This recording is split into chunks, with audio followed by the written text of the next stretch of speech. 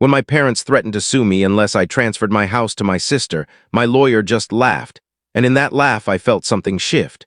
Growing up, everything had been obvious. Serafina got the latest clothes, private tutors, and lavish vacations. I got lectures about grit and independence. At 16, I was flipping burgers at a rundown diner while she packed for Europe. Whenever I brought it up, my parents would sigh and tell me to understand priorities. Serafina's future mattered more than mine. I didn't resent them at first. I assumed that's simply how families worked. They invest in the child they think will thrive, while the other learns to make do. So I accepted it. I paid my own way through college, lived in cramped flats with roommates who forgot to pay rent, and skipped nights out while everyone else partied. I stashed away whatever I could. I didn't have a clear reason. I only knew no one would catch me if I fell. After I graduated, there were two paths: take a low-paying job or take a risk. I used my savings to open a tiny auto repair shop. It was far from glamorous. The first year was brutal: late nights, long weekends, and hands caked in oil, but slowly it began to pay. By year 5, I was finally earning enough to consider buying a house. Of course, my parents noticed. I'd mentioned wanting my own place rather than another shoebox flat, and each time the conversation would sidestep. "Serafina's having a tough time," my mother would say with a heavy sigh. "Rent is killing her right now," my father added. "She just needs a little help." They never said it straight, but the message was unmistakable. I was supposed to fix her problems. Never mind that Serafina's troubles were mostly of her own making. While I was pulling 16-hour shifts, she was living it up: vacations, designer bags, fancy dinners. Yet she was the one who apparently needed rescuing. Over the years, I helped my parents financially, covering repairs, footing unexpected bills, slipping them cash when they seemed pressed. At first, I didn't mind. After all, they were my parents. Then little things started to add up. My mother always had a new purse. My father began wearing a nicer watch. At first, I told myself they'd saved up. Then I realized where the money was going. One day I dropped by their house, and as I walked through the kitchen, I overheard them mention me by name. I stopped, pretending to check my phone, and listened. "He'll do the right thing," my mother said. "He's responsible, he's been saving." "It makes sense," my father agreed. "He can afford it." They weren't talking about me buying myself a home. They were planning to buy one for Serafina using my money. The realization hit me so hard I almost staggered. They expected me to quietly disappear into the role they'd assigned, the dependable sibling who pays for the favored one's life. I wanted to march in and demand answers, but I knew how that would go. They'd call me selfish and lecture me about family duty. I chose to leave and think. That night I lay in my small studio with a flickering kitchen light and replayed every sacrifice I'd made, every time I swallowed anger and smiled. I thought about Serafina and wondered how she'd react if she knew this plan. Would she be grateful, ashamed, or would she simply assume entitlement? The answer arrived the next morning. Serafina called, all breathless about a new place she'd found. 3 bedrooms, a backyard. "I can finally move out," she gushed. I waited for her to say how she intended to pay. She didn't need to, because in her mind it was already decided. My parents had put the wheels in motion. She even offered me the guest room, as if I needed a reminder of what they'd planned. That was the moment I decided I was done playing along. The next day, I did exactly what they expected, but on my own terms. I bought a house. No announcement, no drama. I chose a place I loved, paid the deposit, and signed the papers. It wasn't huge, but it was mine, my first real thing. I assumed I had some time before anyone found out. Maybe months, maybe a year. Then my phone lit up. Calls and messages poured in from my mother, father, Serafina, and distant relatives. Someone had mentioned my purchase to the realtor. Or maybe Serafina had been snooping the same listings. It didn't matter how they found out. What mattered was that the moment had arrived. I was assembling the kitchen, peeling tacky, "Live, Laugh, Love" stickers off a cupboard when the doorbell started to ring. I knew who it would be. When I opened the door, my parents stood there looking less like family and more like corporate negotiators ready to close a hostile deal. My mother wore an expression of wounded disappointment. My father stood with his arms folded like a man preparing to argue. Their first 20 minutes were exactly what I expected: accusations, guilt trips, and a lecture about family obligations. My mother spoke of how Serafina was distraught. My father reminded me of all they'd done for me. I listened, because arguing only fed their narrative. Then came the ultimatum. My mother, all quiet concern, told me I had 2 choices: give the house to Serafina or be cut off. I barely managed not to laugh. Cut off from what? Conditional affection. The very support they offered had always come with strings attached. I told them I'd think about it, not because I intended to, but because I wanted them out of my home. They left acting triumphant as if they'd won. I went inside, poured a beer, and stared at my phone. Then I opened a message from Serafina, and what I saw made my stomach sink. She'd accidentally forwarded a message to the family chat. In it, she detailed a plan for how they would pressure me until I gave in. It was a strategy, plain and simple, manipulate the family narrative until I surrendered the house. I took a screenshot and saved it. For the first time in a long time, I felt something other than anger, clarity. They never saw me as family. I'd been a resource to be used at will. So I decided not to argue, not to plead, and not to beg. I prepared. I tightened my finances, confirmed with my bank that only I could access my accounts, updated passwords, secured key documents, and installed security cameras. I consulted a lawyer to make sure there were no loopholes that could land me in trouble. The lawyer reassured me. If the property was in my name and I hadn't signed anything for Serafina, it was mine. Serafina texted to say she'd be willing to work things out if I did the right thing. I ignored it. My mother suggested a family dinner to talk it through. I refused the trap. Instead, I flipped the script. I posted a simple photo of my new house with a short caption, "Finally home. Worked hard for this and it's mine." Friends congratulated me. I knew my parents and Serafina would see it. They did. Serafina went ballistic, accusing me of selfishness and public embarrassment. Apparently, several of her acquaintances had messaged her wondering why she wasn't buying a place if I could. Her ego was bruised. Then my father called angry, accusing me of betraying them and embarrassing the family.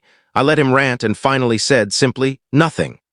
That answer prompted threats. Never be welcome again, lose their support. Honestly, those threats sounded like a relief. For the first time, I didn't feel guilty for holding my ground. I blocked Serafina's number and muted my parents. That evening, I ordered takeout from my favorite barbecue joint, opened a cold drink, and sat on my porch watching the sunset over a house I'd earned. For the first time, I felt unburdened. Silence didn't stick for long. By morning, my inbox was full. Serafina had escalated, family group chats filled with accusations and social posts full of melodrama. She even created a GoFundMe titled, "Help Serafina Get the Home She Deserves." The audacity made me laugh. Her campaign raised a grand total of $20, probably from an overeager friend. It was ridiculous, and I knew I needed to stop it before it turned into a bigger farce. But that's where I paused. Not because I feared them, because I finally understood what was at stake. This wasn't about a house. It was about respect and boundaries. I had spent years being the fallback, the bank, the quiet one who swallowed insults for the sake of peace. In return, they'd handed me strings I didn't ask for. So I secured my life, held my ground legally, and let the noise around me spool out. I didn't argue. I didn't beg. I simply made the choice to live for myself. That night, with my porch light on and a beer in hand, I watched the sun lower behind my own roof and felt a calm I'd never known. Free wasn't a word I'd used for myself before, but now it fit. I never intended to turn things into an online family spectacle, but I wasn't going to let them drag my name through the mud either. So, I decided to end it on my terms with one final blow. I made another post, but this time I didn't just tell my side, I showed it. I uploaded the screenshots of Serafina's messages, the ones where she literally admitted to plotting with my parents to manipulate me into signing over my home. No commentary, no long speech, just the photos and a short caption, clearing up some confusion. The internet did the rest for me. Within hours, people were piecing it together. Comments flooded in disbelief, anger, support. Friends who had blindly defended Serafina went silent. Some even apologized privately for ever taking her side. Serafina deleted her GoFundMe and locked every one of her social media accounts. And my parents. They didn't handle it much better. Extended family members started messaging them, asking why they thought it was acceptable to demand a house from their son while babying their daughter into adulthood. By the end of the night, the once busy family group chat was dead silent. No more guilt trips. No more "you've changed." Just quiet, and it was perfect. That evening I sat on my porch with a drink in hand, watching the sun sink behind the rooftops. No calls, no texts, no drama. For the first time in my life, I wasn't bracing for the next emotional ambush. I wasn't wondering if I'd gone too far or if I'd hurt anyone's feelings. I'd done what was right for me. The peace lasted a whole week. No contact from any of them. Part of me expected another ambush, but it never came, not right away at least. I figured maybe they'd finally realized I wasn't bending anymore. Maybe public embarrassment finally taught them a lesson. Then one morning I opened my mailbox and saw it, a thick envelope with my parents' names printed neatly in the corner. Certified mail, never a good sign. I sat at my kitchen table, coffee in hand, and sliced it open.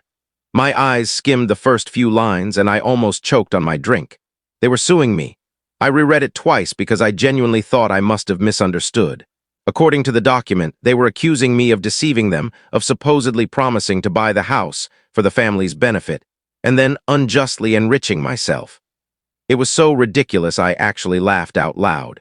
They were also demanding financial compensation for emotional distress, claiming I'd caused Serafina mental anguish by withholding her rightful home. I couldn't even finish the sentence without laughing again. So I did the only reasonable thing. I called my lawyer. The conversation lasted 5 minutes. He nearly laughed harder than I did. He told me this so-called case wouldn't survive 5 minutes in court at best. It was a scare tactic. At worst, a desperate bluff. Either way, I had nothing to worry about. Still, I wasn't about to leave anything to chance. I made some calls, froze every financial account, upgraded the locks, and double-checked all my property paperwork.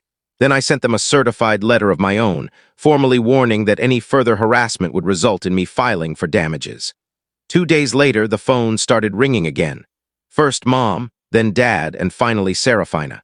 I ignored every call. The voicemails piled up, some tearful, some furious.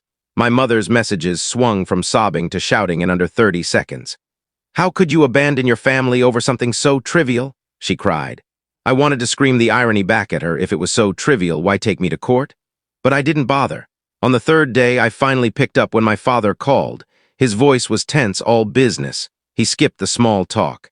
"If you just agree to work something out with your sister," he said, "we'll drop the case." I calmly replied, "There's nothing to work out." He exploded. Called me ungrateful, heartless, a disgrace, the same tired script I'd heard my entire life. Only this time I didn't feel a thing. I let him vent, then said, "I have nothing more to say. I hope you all move on," and hung up. That was it. The threats stopped.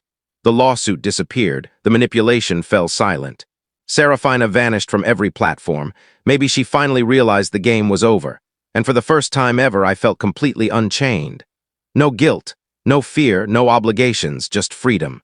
The first few weeks were strange. I'd spent my whole life anticipating some new crisis, and suddenly there wasn't one.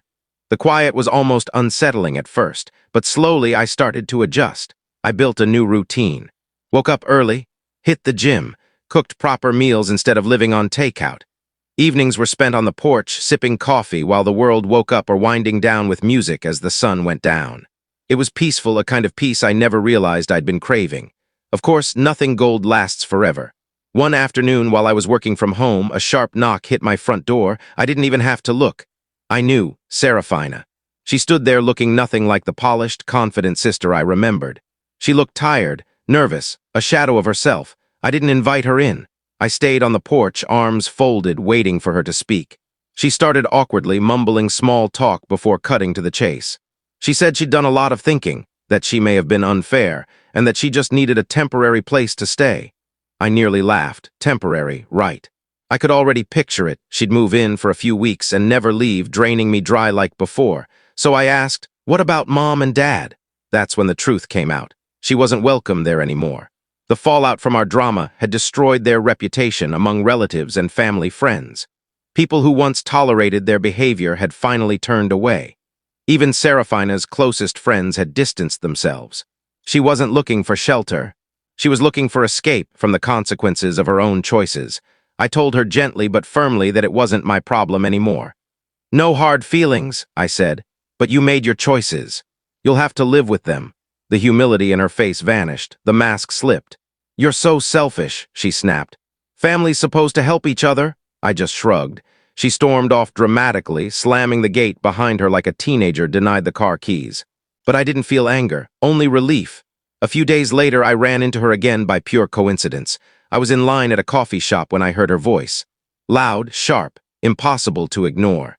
She was ranting to someone about how awful it was to have to work, how exhausting it was to have a real job, how she couldn't believe normal people did this every day. Her companion looked like she regretted ever sitting down. I had to bite my lip to keep from laughing. When I passed her table, she didn't even notice me. And for the first time in my life, I realized something: Serafina's problems were no longer mine. Someone else would have to listen to her drama now. That night, I got one last text from my mother, something about how family should stick together and how cold I'd become. I didn't reply. They'd spent decades making sure I knew I wasn't really part of the family unless I was useful. Now I finally understood. I wasn't cold. I was just done. And for the first time in my entire life, I didn't owe anyone an explanation. If you enjoyed this story, don't forget to leave a comment, hit subscribe, follow for more, and turn on the bell icon so you never miss the next one.